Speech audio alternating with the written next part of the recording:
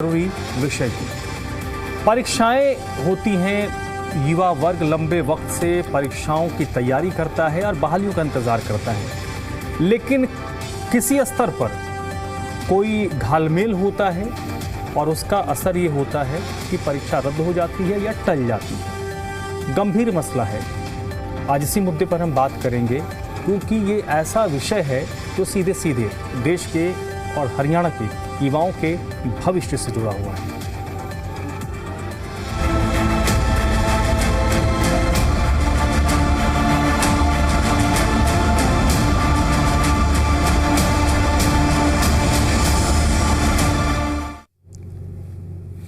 क्या हरियाणा के अफसर इतने लापरवाह हैं कि उन्हें सरकारी आदेश से कोई फर्क नहीं पड़ता? यह सवाल युवाओं के भविष्य का है। हम बात कर रहे हैं ग्रुप डी भर्ती की, जहां अफसरशाही की सुस्ती से युवाओं का भविष्य अधर में है। चेतावनी साफ है, डाटा नहीं दिया तो जीरो वैकेंसी मान ली जाएगी। लेकिन सवाल उठता है, क्या ये फैसला सही है? क्या बेरोजगार युवाओं के साथ खिलवाड़ हो रहा है? जो विभाग आदेश नहीं मान रहे, क्या उन पर कार्रवाई होगी? इन्हीं सवालों पर आज हम बात करेंगे। हरियाणा में ग्रुप डी भर्तियों को लेकर एक बार फिर विवाद खड़ा हो गया है और इस बार सवाल सीधे सिस्टम पर है। सरकार कह रही है कि वो भर्तियां शुरू करने के लिए पूरी तरह तैयार है, लेकिन हकीकत ये है कि विभागों की लापरवाही ने पूरी प्रक्रिया को अटका दिया है। बार बार आदेश दिए गए, 10 अप्रैल की डेडलाइन भी तय की गई, लेकिन कई विभाग अब तक खाली पड़े पदों का डेटा देने में नाकाम रहे। अब मुख्य सचिव ने सख्त रुख अपनाते हुए 4 मई की आखिरी डेडलाइन दी है। साफ शब्दों में कहा गया है, अगर तय समय तक जानकारी नहीं मिली तो मान लिया जाएगा कि विभागों में कोई पद खाली ही नहीं है, यानी जीरो वैकेंसी के आधार पर भर्ती प्रक्रिया आगे बढ़ेगी। लेकिन यहीं से सबसे बड़ा सवाल खड़ा होता है, क्या जीरो वैकेंसी मान लेना समाधान है या युवाओं के भविष्य से खिलवाड़ करने का तरीका?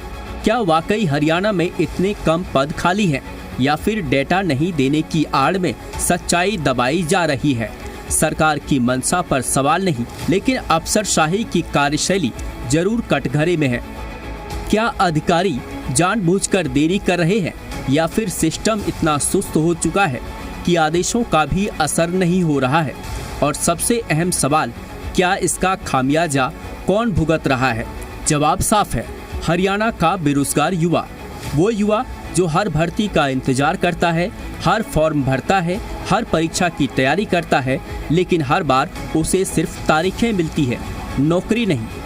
तो क्या ये युवाओं के भविष्य के साथ खिलवाड़ नहीं है? क्या सरकार को अब सिर्फ डेडलाइन देने से आगे बढ़कर कार्रवाई नहीं करनी चाहिए? जो विभाग डेटा नहीं दे रहे, क्या उनके खिलाफ सख्त कदम उठाए जाएंगे? क्या जिम्मेदार अधिकारियों की जवाबदेही तय होगी या फिर ये मामला फिर फाइलों में दबकर रह जाएगा? और एक बड़ा सवाल, क्या ये सिर्फ लापरवाही है या फिर इसके पीछे कोई प्रशासनिक खेल चल रहा है? क्योंकि अगर वाकई पद खाली हैं और उन्हें जीरो दिखाकर भर्ती की जा रही है, तो क्या ये युवाओं के साथ अन्याय नहीं होगा? सरकार कह रही है कि भर्ती प्रक्रिया को तेज किया जाएगा, लेकिन सवाल ये है, क्या बिना सही डेटा के पारदर्शी भर्ती संभव है? अब नजर 4 मई पर है। क्या तब तक विभाग जागेंगे या फिर एक बार फिर युवाओं को इंतजार का ही तोहफा मिलेगा? क्योंकि मुद्दा सिर्फ भर्ती का नहीं है, मुद्दा है भरोसे का। और अगर यही भरोसा टूट गया तो सवाल सिर्फ सिस्टम पर नहीं, पूरे शासन पर उठेंगे। ब्यूरो रिपोर्ट, जी मीडिया। तो चलिए आज चर्चा की हम शुरुआत करें। उससे पहले जो हमारे प्रश्न हैं उन पर नजर डाल लेते हैं, जिसमें सबसे पहला और अहम सवाल है, क्या जानबूझकर ग्रुप डी की भर्ती रोकी जा रही है? ये पहला प्रश्न है। दूसरा सवाल, क्या अफसर सरकार के फैसलों पर भारी पड़ रही है? तीसरा प्रश्न, क्या बेरोजगार युवाओं के साथ खिलवाड़ हो रहा है? चौथा सवाल भी महत्वपूर्ण है, डेडलाइन के बाद भी जीरो वैकेंसी मानना कितना सही है? एक और सवाल है जो कई लोगों के जहन में आ रहा होगा कि सरकार वाकई सख्त है या सिर्फ दिखावा किया जा रहा है? ये भी बड़ा महत्वपूर्ण बात है जो कई लोगों के दिमाग में आ रहा होगा।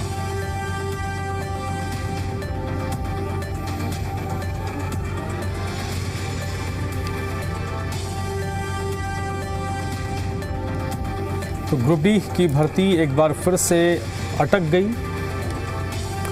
एक बार फिर से जो इंतज़ार था अभ्यर्थियों का लंबा हो गया है।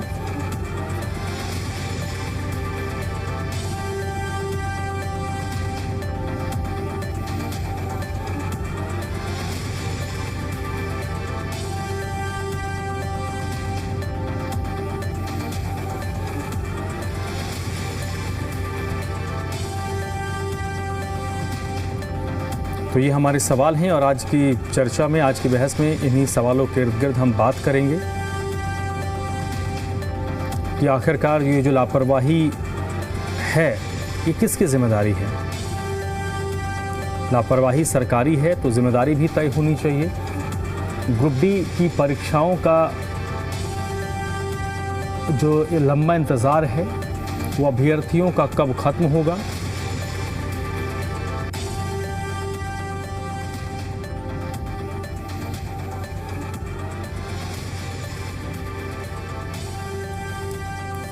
और चलिए सीधे रुख कर लेते हैं अपने मेहमानों का जो इस वक्त इस चर्चा में मेरे साथ जुड़े हैं। पहले उनसे आपका परिचय करवा देते हैं। सुभाष सप्रा जी हैं, प्रवक्ता हैं भारतीय जनता पार्टी के, जो इस चर्चा में मेरे साथ जुड़े हैं। दीपक चौधरी कांग्रेस पार्टी के प्रवक्ता हैं।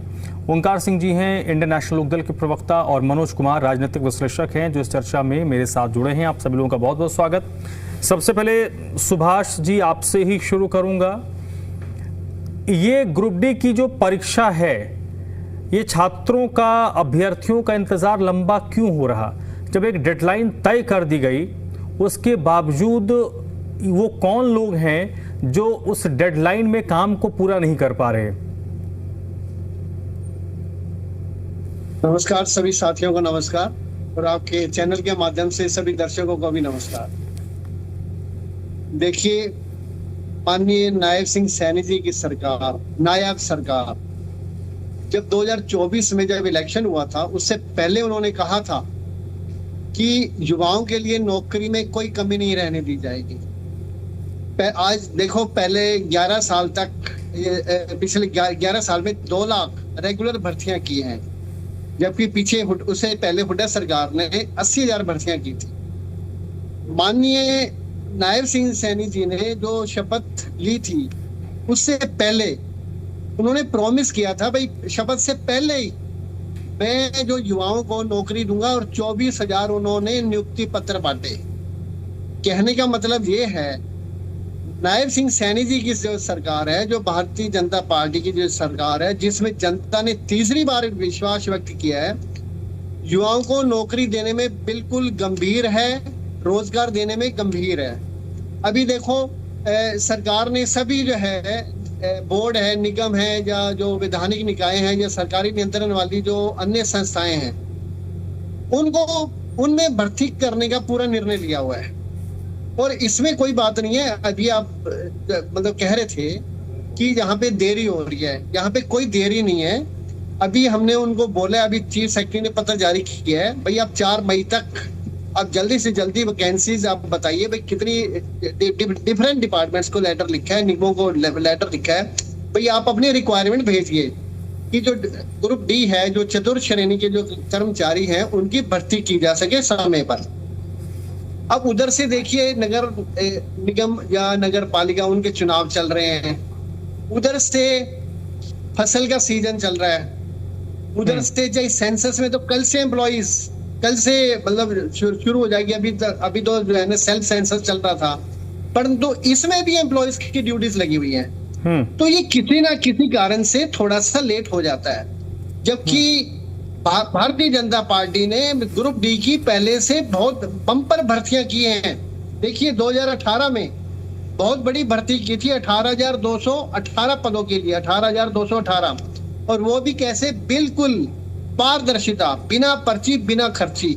वो पुराना जमाना गया जिसमें पर्चियां बांटी जाती थी, पर्चियां चलती थी, भ्रष्टाचार चलता था। अब ऐसा नहीं है। अब देखो, रिटर्न टेस्ट होता है, रिटर्न टेस्ट, और उसमें बहुत, चाहे विपक्ष वाले भी शोर मचाते हैं, भाई किस तरह से मतलब भर्तियां की जा रही हैं, परंतु उनके आरोप सारे झूठे होते हैं। हमारा काम है, सरकार का काम है, बिल्कुल पारदर्शिता से भर्ती हो, समय पर भर्ती। ठीक है। उसके बाद फिर 2022-23 में सीईटी लागू किया गया, सीईटी के थ्रू भर्ती हुई, मतलब उसमें अनिवार्यता कर दी गई। ये ठीक है 2020 में भर्तियां नहीं हुई ड्यू टू कोविड की वजह से वहां पे भर्तियां नहीं हुई, और अब नायब सिंह सैनी जी की जो सरकार है, ठीक है सुभाष जी, गंभीर है, मैं टाइम पर सभी भर्तियां होंगी और बिल्कुल कोई चिंता वाली बात नहीं है। ठीक है। अब क्योंकि मेरे साथ आपके अलावा 3 और लोग हैं, दो सियासी लोग हैं और एक विश्लेषक हैं, तो पहले मैं दीपक चौधरी जी आपके पास आता हूं। जो बात सुभाष सप्रा प्रवक्ता भारतीय जनता पार्टी की तरफ से कही गई, उनकी तर्कों से आप कितने सहमत हैं और इनकी कौन कौन सी बातें आपको लगती हैं कि वो ग्राउंड पर कहीं पर भी सही नहीं है, ये बचाव कर रहे हैं? एक तो धर्मराज जी, सबसे पहले आपको जय हिंद जय भारत सर, और साथी प्रवक्ता इन सभी को मेरी राम राम सत श्री अकाल है।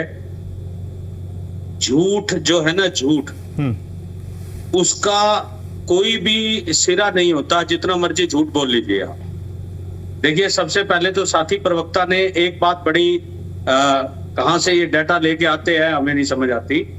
इन्होंने एक बात कही कि भाजपा के जो प्रवक्ता हैं वो ये कहते हैं कि भी हुड्डा सरकार ने तो सारी बहुत कम 80,000 के करीब नौकरियां दी थी। मैं इन्हें ये बता देना चाहता हूं, जो 2005 से लेके 14 तक जो हमारी सरकार रही, उसमें हमने 2.5 से लेके 3 लाख नौकरियां दी थी। और अगर ये चाहें तो किसी भी गूगल पे किसी भी जगह जाकर उसको सर्च कर सकते हैं और बड़े अच्छे ढंग से इनको पता लग जाएगा कि कितनी नौकरियां जो है कांग्रेस ने दी। अब आ जाते हैं इनकी जो ये जुमलेबाजी की सरकार है। वो कहते हैं माननीय नायब सैनी जी हमारे भी मुख्यमंत्री हैं, हरियाणा प्रदेश के मुख्यमंत्री हैं, हम उनका आदर सम्मान करते हैं। लेकिन वही बात हो गई कि नाम है नायब और कानून व्यवस्था है गायब। किसी भी चीज के ऊपर नायब सैनी जी का कोई कंट्रोल नहीं है। वो आप पिछले कई एपिसोड ऐसे देख चुके हैं। अब ग्रुप डी पे आ जाते हैं। अभी आचार संहिता लग चुकी, मेयर के इलेक्शन है 3 जगह। उसके बाद ये तो हमें पता ही है कि हम तीनों के तीनों इलेक्शन भारी बहुमत से जीतेंगे, क्योंकि जनता में इतना आक्रोश है बीजेपी के प्रति, क्योंकि इनके आंकड़े ही एक जुमलेबाजी में ही चलते हैं। झूठ का पुलिंदा बना हुआ है सारा का सारा जो सिस्टम है। अब मैं सिलसिलेवार, मुझे 2 मिनट जरूर दीजिएगा, मैं इनको बता देता हूँ। दूसरी बात इन्होंने कही, आप अपनी बारी में बोल चुके, मेरी बात सुन लीजिए। ये बीच में सुभाष जी, सुभाष सप्रा जी, आपके हिस्से की सच्चाई आपकी है, इनके हिस्से की सच्चाई इनकी है। मेरा टाइम क्यों खराब कर रहे हो आप? Please keep quiet please. हाँ बोलिए दीपक। आगे मैं आपको बता देता हूँ, चुनाव में आचार संहिता लगी हुई है। अभी कुछ दिन पहले विधानसभा में विशेष सत्र बुलाया गया, जिसके अंदर एक इतना बड़ा खेल रचा गया कि भाई हम जो है नारी शक्ति का सम्मान करते हैं। लोकसभा के अंदर नारी शक्ति वंदन जो बिल हम लेकर आ रहे थे, बहुत बहुत धन्यवाद। हमें ये बताइए कि ये विशेष सत्र वहां लोकसभा में बुलाया गया, जब बहुमत से वहां वो गिर गया, उसके बाद स्टेट को और हरियाणा को इतनी जल्दी क्या लगी हुई थी कि इस पे विशेष सत्र बुलाने की? हमने तो आपको बोला था 2023 का जो है 2023 का लागू कीजिए ना। महिला को जो आरक्षण 2023 में कानून पारित हुआ, उसको उसी समय लागू करते। अब अगली बातें सुनिए इनकी। अब मैं जरा भर्ती पे आ जाता हूँ। आ रहे हैं भर्ती पे ही आ रहे हैं। अरे माहौल बना रहे थे, भर्ती पे आ रहे हैं। अब भर्ती पे आ जाइए। अब भर्ती के ऊपर मैं आपको बता देता हूँ, HSC की हरियाणा स्टाफ सिलेक्शन कमीशन की जो भर्तियां पीछे हुई, पेपर लीक की अगर मैं लिस्ट दूं तो 2023 में ग्रुप डी की भर्ती के अंदर पेपर लीक हुए। उसके बाद FIR हुई, उस पर कोई कार्रवाई नहीं हुई। उसके बाद यही मामला आगे CET के अंदर भी हुआ, जो कॉमन एंट्रेंस टेस्ट के अंदर भी ये भर्तियां हुई, उसमें भी पेपर लीक की समस्या आई। उसके बाद 2017-18 के अंदर हरियाणा क्लरिकल जॉब की जो सिलेक्शन होनी थी, उसमें भी पेपर लीक और धांधली की सारी रिपोर्टें इनके पास है। FIR लिखी गई है सरकार के पास और पुलिस के पास, सारा संज्ञान है इस बात का। अगली बात भी 2019-20 में आ जाता हूं, कोविड आ गया था। कोविड से पहले भी इन्होंने हरियाणा ग्राम जो सचिव एग्जाम इन्होंने अपनी तरफ से कंडक्ट किए थे, उसके अंदर भी भयंकर पेपर लीक हुआ। और और उसके बाद उसमें वो लोग भी पकड़े गए, लेकिन उनके ऊपर भी कोई कार्रवाई आज तक सरकार ने नहीं करी। मुझे तो बड़ा दुख से कहना पड़ रहा है, 2021 में हरियाणा सब इंस्पेक्टर की भर्ती को ले लीजिए, उसमें भी पेपर लीक और नकल। उसके बाद 2021 में हरियाणा पुलिस कांस्टेबल की भर्ती को ले लीजिए, उसके बाद परीक्षा रद्द की गई, इसी भर्ती के अंदर पेपर लीक की समस्याएं आई, हरियाणा स्टेट ग्रुप डी आ जाते हैं। अब 2023 में 23 के अंदर भी इन्होंने भर्तियां निकाली। मुझे एक बड़ी हैरानगी की बात होती है, ये कैसे आंकड़े देते हैं। अब कुछ दिन पहले नायब सैनी जी ने 1,80,000 नौकरियां हरियाणा को दी पिछले 11 अब तो 12 साल होने को आ गए हैं इनमें, और जिसके अंदर उन्होंने कहा कि रेवाड़ी में तो हमने 20,000 नौकरियां दी। और उसके बाद ये आज मुझे बता रहे हैं 2018 में ग्रुप डी में 18,000 से ऊपर नौकरियां इन्होंने दे दी, तो 38,000 नौकरियां तो ये हो गई, बाकी हरियाणा कहां चला गया। और सबसे बड़ी दुख की बात यह है कि आज 35 से बढ़ के 37% जो है बेरोजगारी दर में हरियाणा नंबर 1 हो चुका है, कि इनको इस बात के बारे में बिल्कुल संज्ञान नहीं है। और ये अभी ये क्या खेला रच रहे हैं कि चीफ सेक्रेटरी हरियाणा, तो सीएम जो कहेंगे वही तो काम होगा ना, जो आपके ऊपर जो लीडर्स कहेंगे वो काम होगा। उनको एक चलिए सर, दीपक जी किस किस पदों में। मैं आता हूं आपके पास। ओंकार सिंह जी हमारे साथ हैं। बड़े दुख की बात है, ये बड़े दुख की बात है। मैं तो एक सर बात आता हूं, आपने अपनी बात कह दी। ओंकार सिंह जी इंडियन नेशनल लोकदल के प्रवक्ता हैं। सर, एक भर्ती निकलती है, एक टाइमलाइन होता है, भर्तियों का क्या सीन, मैं हरियाणा की परिप्रेक्ष्य में नहीं पूरे देश के परिप्रेक्ष्य में कहता हूं, बहुत अच्छी स्थिति नहीं है भर्तियों की, कोई भी राज्य पकड़ लीजिए। ऐसे में एक जो डेडलाइन दी जाती है और युवा इंतजार करता है, फिर पता चलता है कि वो आगे खिंच गया, एक्सटेंड हो गया, अब पता नहीं कब होगा, नहीं होगा, इसके लिए उसको लेकर तमाम तर्क दिए जाते हैं। लेकिन ये तर्क क्या उन लड़कों के गले के नीचे उतरेगा जिनकी उम्र 22 साल 24 साल है और वो पिछले कई सालों से इसकी तैयारी कर रहे हैं कि एक बार वो परीक्षा हो जाए, परिणाम दे दें, रिजल्ट आ जाए तो उसका सरकारी नौकरी लगना उसके पूरे घर का, उसके परिवार की तकदीर को बदल देगा। जी धर्मराज जी, बहुत अच्छी बात पूछी आपने। देखिए, जब भी कोई भर्ती निकलती है, बहुत से युवा, क्योंकि हम भी जब अपनी युवा स्टेज में थे, हम भी तैयारी करते थे, बहुत से युवा तैयारी करते हैं, पेपर भरते हैं और मौके पर आकर पेपर कैंसिल हो जाए, पेपर लीक हो जाए या पेपर एक्सटेंड हो जाए, ये वही बता सकता है जिसके मन पे, जिसमें तन पे गुजरी होगी। और दूसरी बात, देखिए, झूठ और लस्सी जितना मर्जी बना लो, कोई पता ही नहीं लगता। मेरे बड़े भाई हैं सप्राज, कम से कम ये झूठ ना फैलाएं। अभी कुछ दिन पहले नायब सैनी नहीं बोलूंगा, नायब सैनी जी बोलूंगा, उन्होंने रेवाड़ी में खुद कहा था कि हमने 1,80,000 नौकरियां दी और 20,000 से ऊपर कह रहे हमने रेवाड़ी में दी। अब मैंने ऑब्जेक्शन किया था कि आप लोग तो कहते हो सबका साथ सबका विकास, हरियाणा में 22 जिले हैं, 23 हो गए, अगर आपने 1,80,000 में से 20,000 अकेले रेवाड़ी को दे दी, इसका मतलब आप रेवड़ी बांट रहे हो? कोई जवाब नहीं था। और मैं चाहूंगा सप्रा जी भी अपने समय पर इस बात का जवाब दें। मानता हूं बहुत नौकरियां दी, खुश कर दिया जनता को, युवा बिल्कुल बेरोजगार नहीं, मैं ये भी मान लेता हूँ, चलिए जो कहा इन्होंने मानता हूं। एक व्हाइट पेपर जारी कर दो, 2014 में इनकी सरकार बनी थी, आज 2026 है, उस व्हाइट पेपर में प्लीज हल्का अनुसार ये बता दो इस हल्के में इतने व्यक्ति 2014, 15, 16 हर वर्ष में कितने व्यक्ति रिटायर हुए।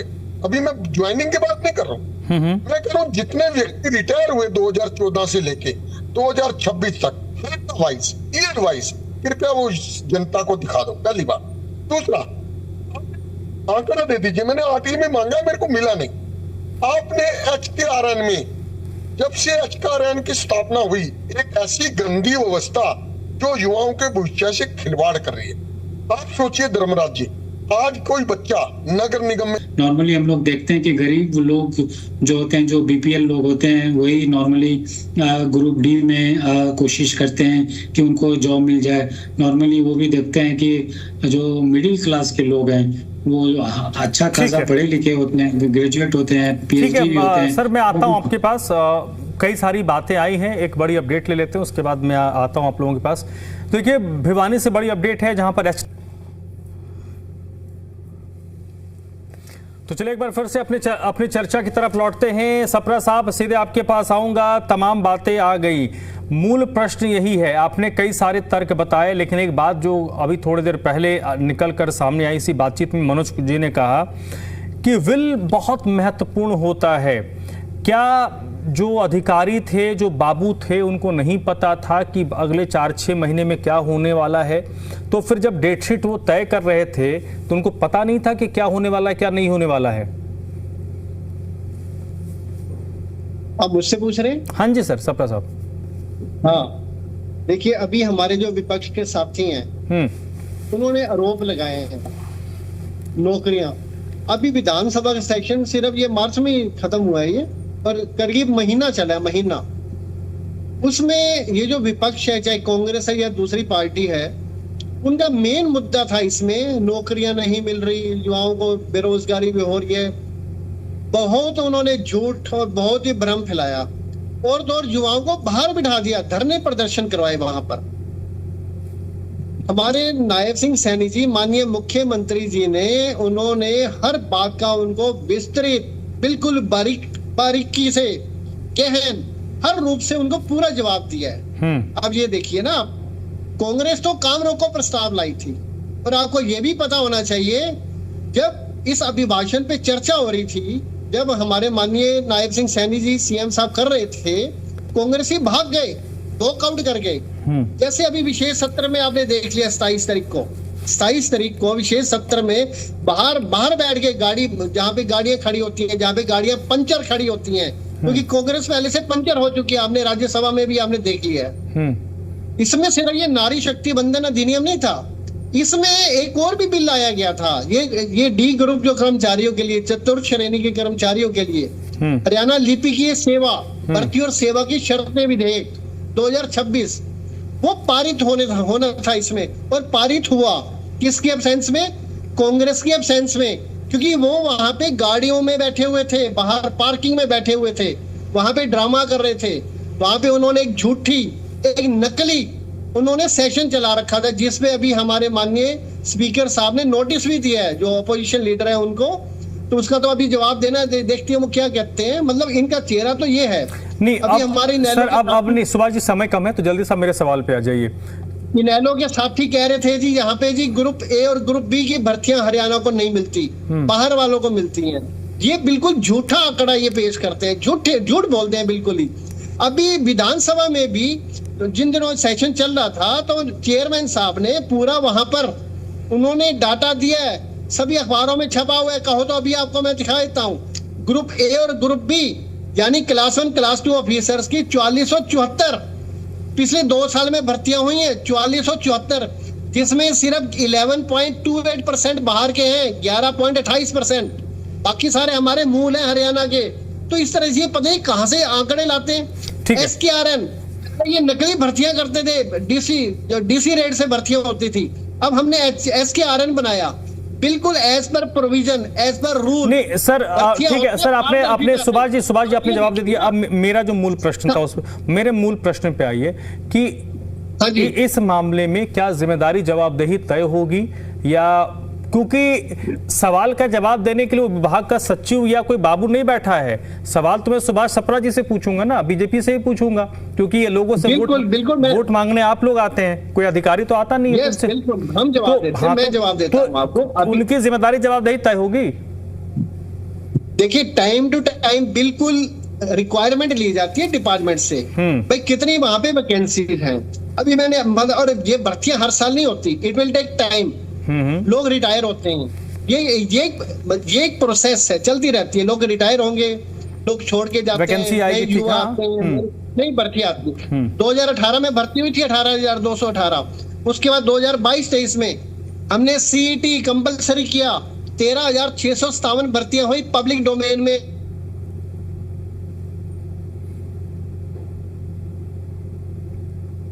है, बिल्कुल ही ऑन रिकॉर्ड है। सीएम साहब ने विधानसभा में भी पेश किया और time to time press conference के माध्यम से बताते रहते हैं। भाई ये जो कांग्रेस वाले जो कांग्रेस पार्टी है या विपक्ष, उनको भ्रमित ना करे। चलिए दीपक चौधरी जी कुछ कह रहे हैं। सर समय कम है मेरे पास, देखिए मुझे समय कम है। पहले टर्म में मैंने सबको लंबा बोलने का मौका दिया। 58 साल तक की। हाँ ठीक है असिस्टेंट प्रोफेसर ठीक है। सुभाष छपरा जी आप गिनती नहीं गिनवाना ना, मुझे गिनती नहीं चाहिए। आप अपनी ओर देखें। हाँ दीपक, बार पिछली बात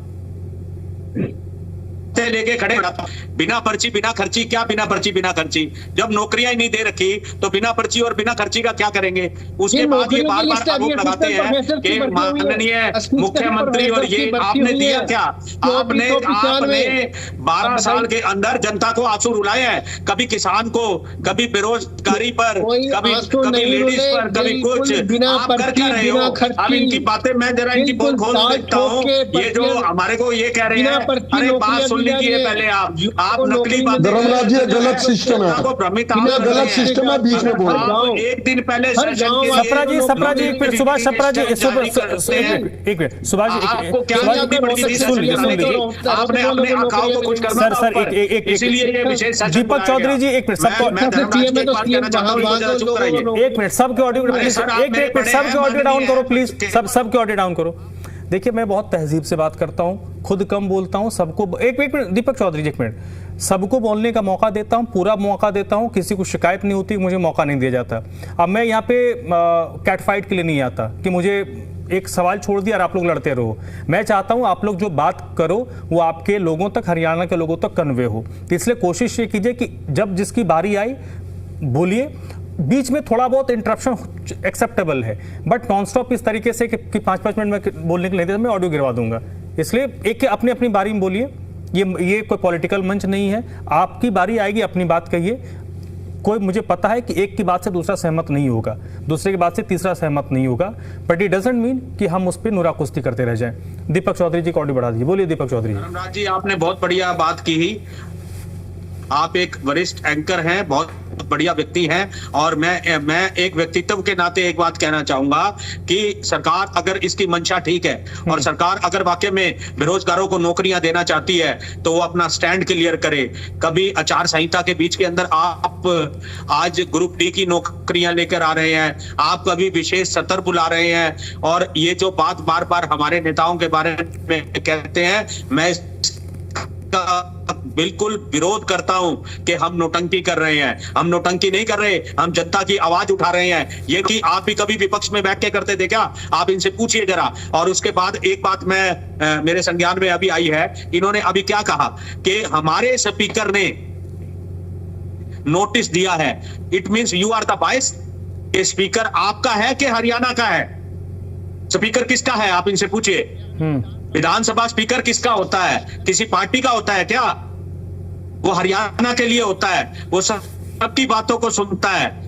अब आपके सामने ही, जनता के सामने ये प्रश्न है, जनता खुद सोच ले कि क्या बातें होती हैं। अब ये जो आंकड़े मैंने गिनाए, ये जो मैंने बताया कि परीक्षाओं को रद्द करने की जो प्रक्रियाएं आपने करी, उसके बाद आपने, सर 1 मिनट तो आप मुझे दीजिए ना। हाँ बोलिए। अब परीक्षा को रद्द भी किया इन्होंने उसके अंदर सरकार किसी भी बात को अपने ऊपर नहीं ले रही। बड़े दुख की बात है, अभी आपके माध्यम से ही मुझे पता लगा कि हरियाणा के अंदर जो एस्टेट का रिजल्ट था 2024 का, उसको सारे के सारे जो भी उसके पेपर्स हैं और जो OMRG सीट्स हैं उनको भी जलाया और नष्ट किया जा रहा है। इसका संज्ञान कौन लेगा? सरकार देगी। चीफ सेक्रेटरी को आदेश कौन करेगा? आपको इतना नहीं पता लगा कि सरकार हो, आप 12 साल से यहाँ बैठे हो, कि कौन कौन से मतलब जगहों पे रिक्त स्थान है। और मैं एक बात और इनके संज्ञान में ला देना चाहता हूँ, अरे MA BEd MSc PhD लोगों को आप ग्रुप डी की भर्तियों में दे रहे हो। हरियाणा का ये आप भविष्य दिखा रहे हो। आपने डोमिसाइल की पॉलिसी क्या बनाई? चलिए ठीक है सर। A में और B में जो सर आपने डोमिसाइल कैंसिल कर दिया। ठीक है सर, समय कम है। दीपक चौधरी जी माफी चाहूंगा, समय कम है। रेडू साहब हाँ बोलिए। नहीं ओंकार सिंह जी प्लीज। सर ओंकार सिंह जी आप कुछ कहना चाह रहे हैं? पहले तो धर्मराज जी, पहले तो आपका बहुत बहुत शुक्रिया। आपने जो डिबेट का नियम बनाया कि दूसरा बंदा ना बोले, जनता तक आवाज जानी चाहिए प्रत्येक व्यक्ति की। देखिए मेरे भाई बीजेपी के प्रवक्ता बहुत सीनियर हैं, इन्होंने बोला 25,000 नौकरी, 24,000 नौकरियां मुख्यमंत्री मोदी ने चुनाव के बाद दी। ठीक है, 24,000 नहीं दी, 18,500 दी। पहली बात। दूसरा, ये नौकरियां माननीय उच्च न्यायालय के आदेश पर निर्भर थी, जो चुनाव के समय रुक गई थी। चुनाव के बाद तो देनी थी, माननीय उच्च न्यायालय के निर्देश थे। दूसरा, चुनाव से पहले 2,09,600 पद खाली थे हरियाणा के अंदर। मैं ये पूछना चाहता हूं, आज वो खाली पद क्या भर गए? तीसरी बात, इन्होंने कहा था कि 2.5 लाख से ऊपर नौकरियां दी। आपकी बात हम मान जाएंगे। आप हमारे को एक व्हाइट पेपर तो देखो, जनता का अधिकार है, इसमें आपकी भी वाहवाही होगी कि आप ये बता दो कि 2.5 लाख नौकरियां जो आप कहते हो पिछले 12 साल में हरियाणा में दी, उसमें से कितनी नौकरियां किस साल में किस हल्के में दी? एक व्हाइट पेपर जारी कर दो।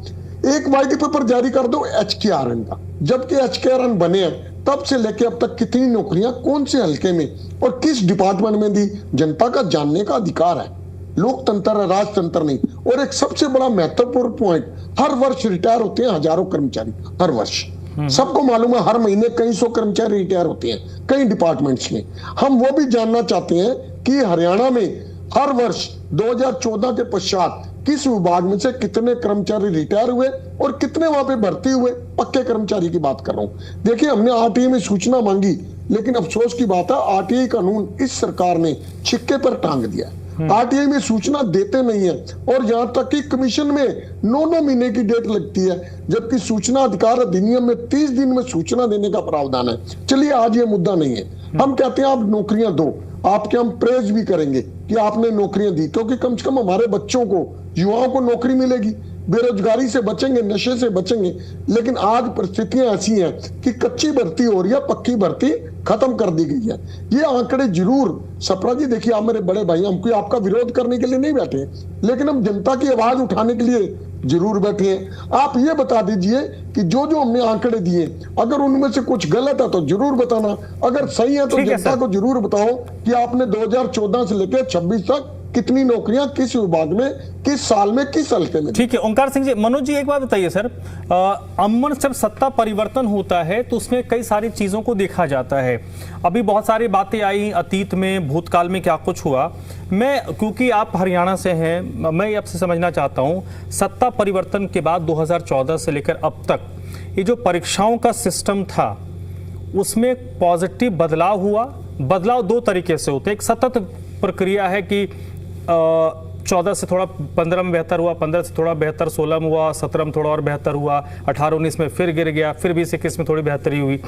क्या पिछले 8-10 सालों में परीक्षा के पैटर्न में बदलाव आया है? दूसरा, क्या परीक्षाएं वक्त पर होनी शुरू हुई हैं? मैं ये नहीं कहता हूं कि कोई गोल्डन पीरियड आ गया, लेकिन कंपैरेटिवली क्या आज से 10 साल पहले की जो स्थिति थी उससे बेहतर हुआ? अब बेहतर भी क्या सतत प्रक्रिया के तहत हुआ है या कुछ एकदम आउट ऑफ द बॉक्स जाके हुआ है? नॉर्मली अगर यहाँ के लोगों से अगर बात करें, यूथ से अगर बात करें, तो वो जरूर बोलते हैं कि जो पहले सिस्टम था, खास करके अगर साउथ हरियाणा की अगर हम बात करें, तो वहाँ के लोग बोलते थे कि हमारे एरिया से बहुत कम लोगों का सिलेक्शन होता था गवर्नमेंट जॉब में। लेकिन जब से पिछले 10 साल से जो है सरकार द्वारा जो भी रणनीति अपनाई गई है, इससे जो है वहाँ के खास करके साउथ हरियाणा के लोगों को एक अपॉर्चुनिटी मिला और वो ज़्यादा गवर्नमेंट जॉब में आए, क्योंकि उनका ये मानना है कि खर्ची पर्ची की सरकार जो नॉर्मली पहले चलती थी वो जो है वो खत्म हो गई है, उनका ये मानना है। लेकिन नॉर्मली हम लोग देखते हैं कि सरकार क्लेम करती रहती है, ऑपोजिशन भी अपने स्तर से क्लेम करती है कि जब कांग्रेस की सरकार थी तो मैंने जॉब ज़्यादा से ज़्यादा जॉब दिया। प्रेजेंट गवर्नमेंट की सरकार भी क्लेम करती है कि उसने भी जो है लगभग 1,80,000 लोगों को जॉब दिया है। 25,000 जो है वो जब चीफ मिनिस्टर जी जब शपथ ग्रहण लिए उस समय उन्होंने दिया। तो मुझे ऐसा लग रहा है कि ये कंटिन्यूअस प्रोसेस है। डिफरेंसेस जरूर आते हैं क्योंकि एफिशिएंसी जरूर आती है। पहले जो है कंप्यूटराइजेशन की अगर बात करें उतना नहीं था, अब जो है कंप्यूटराइजेशन होने के कारण, इंटरनेट सर्विसेज होने के कारण अब ट्रांसपेरेंसी हम लोग ज़्यादा देखते हैं। समय काल के साथ जो है डेफिनेटली जो है ट्रांसपेरेंसी, अकाउंटेबिलिटी ज़्यादा बढ़ता है। गुड गवर्नेंस की ओर हम लोग ज़रूर बढ़ रहे हैं। हम लोग अगर 90 की अगर बात करें या 2000 की अगर बात करें या 2010, 2020 और 26 की अगर बात करें तो हमारे एग्जामिनेशन पैटर्न में बहुत चेंजेज आए हैं और एफिशिएंसी जरूर आई है। तो मुझे ऐसा लग रहा है कि ओवरऑल जो है हम लोग कह सकते हैं कि टाइम टू टाइम जो है चेंजेस आते रहते हैं, एग्जामिनेशन का पैटर्न चेंज होते रहता है। हम लोग गुड गवर्नेंस की ओर जरूर बढ़ रहे हैं, इसमें तो कोई भी ओपोजिशन भी इसमें डिनाई नहीं कर सकता है। वहीं हम लोग जब विधानसभा में जाते हैं तो वहाँ पे देखते हैं ओपोजिशन पक्ष हो चाहे सत्ता पक्ष हो, उनका यही मानना है कि हमारे एरिया का जो स्कूल है वहाँ पे टीचर नहीं है, हमारे यहाँ जो स्वास्थ्य व्यवस्था है वहाँ पे डॉक्टर नहीं मिलता है, तो नर्सेस नहीं है। तो मुझे ऐसा लग रहा है चाहे सत्ता पक्ष हो चाहे ओपोजिशन पक्ष हो, दोनों खुलेआम जो है वहाँ के एमएलए जो है वो इस तरह के कंसर्न को उठाते हैं और सरकार के साइड से हर बार यही बात बोलती है कि हाँ हम आपके एरिया में डॉक्टर भेजेंगे, आपके एरिया में जरूर टीचर भेजेंगे। लेकिन नॉर्मली मोर और लेस चूंकि हर विधानसभा सेशन में इसी तरह का क्वेश्चन उठता है। कोई एमएलए ये बोलते हैं कि मैंने ये क्वेश्चन जो है टीचर के अपॉइंटमेंट को लेकर के मैंने 4 साल पहले उठाया था और स्थिति अभी का जस का तस है, डॉक्टर उनके जो हॉस्पिटल है वहाँ पे नहीं है।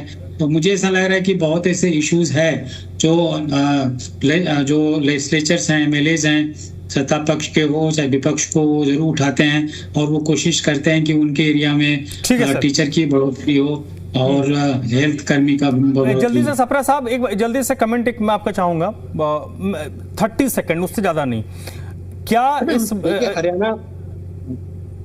क्या इस मामले में एक्शन होगा किसी के ऊपर, क्योंकि जवाब आप देना आप लोगों को पड़ रहा है। देखिए हरियाणा में बिल्कुल भर्तियां रेगुलर चलती रहती हैं। Regular mean permanent, time to time. ये इट इज ए प्रोसीजर, ये प्रोसेस होता है। कई बार महीना 15 दिन लेट हो जाता है। कैसे हो जाता है अभी मैंने आपको शुरू में ही बताया है। उधर से फसल जा रही है मंडियों में, उधर से इलेक्शन चल रहे हैं, उधर से जनगणना, ये कोई छोटा काम नहीं है, उसमें एम्प्लॉइज की ड्यूटी है, तो कहीं ना कहीं थोड़े से दिन लेट हो जाता है। तो जब कोई व्यक्ति रिटायर होता है, वैकेंसीज होती रहती हैं, तो उसी तरह से रिक्वायरमेंट मांगी जाती है और रेगुलर भर्ती की जाती है। पहले SKRM तो that was a temporary arrangement, उनको भी हमने रेगुलर किया as per rules. 1,20,000 assistant professor 2,000 हमने रेगुलर किया, 58 साल तक जॉब सिक्योरिटी दे दी। नई एजुकेशन पॉलिसी हरियाणा में सबसे पहले लागू हुई। 20 किलोमीटर पे एक चलिए ठीक है सर, जो हुआ तो वो सब पब्लिक फोरम पे। जल्दी से चौधरी साहब, जल्दी से 30 सेकंड समय नहीं सर, जल्दी से। देखिए सर, कहते हैं जाको प्रभु दारुण दुख दीना, ताकि मति पहले हर दीना। इनकी मति हरी गई है। और इनसे मैं एक बात पूछना चाहता हूं कि जितने लाखों बच्चे अपने सीने से जिन माओ ने उनको सींचा, जिन माता पिता ने पाला, जो विदेशों में गए और आप ही की सरकार में बेड़ियों से जकड़कर वहां से लाए गए, तो ये क्या अनएम्प्लॉयमेंट दी थी? हजारों करोड़ों रुपए लगाकर जो बच्चे विदेशों में गए हैं, आपने उसके लिए कोई संज्ञान लिया? आपने कुछ सोचा उनके दर्द के बारे में? अरे आप अपने बच्चों के बारे में, वो तो आपके बच्चे थे, आपके हरियाणा के। चलिए सर, समय इतनी ही इजाजत देता है। माफी चाहूंगा आप सभी लोगों से, वक्त इतने। देखिए मोटे तौर पर बात यही है कि युवाओं का भविष्य खराब ना हो और किसी की लापरवाही से किसी का वक्त खराब ना हो। ये बहुत महत्वपूर्ण है कि वक्त खराब होता है तो फिर वो उस परीक्षा के लायक भी नहीं रहता है। और जो भी इसके लिए जिम्मेदार हो, उनकी जिम्मेदारी जवाबदेही तय कीजिए, क्योंकि जब वो तय होगा तो ये उम्मीद रहेगी कि भविष्य में ऐसी गलती दोबारा ना हो। बहुत बहुत शुक्रिया आप सभी लोगों का जो इस चर्चा में मेरे साथ जुड़े। सुभाष छपरा जी, दीपक चौधरी जी, ओंकार सिंह जी, मनोज जी, आपका भी बहुत बहुत शुक्रिया। छोटे से ब्रेक लौटते हैं।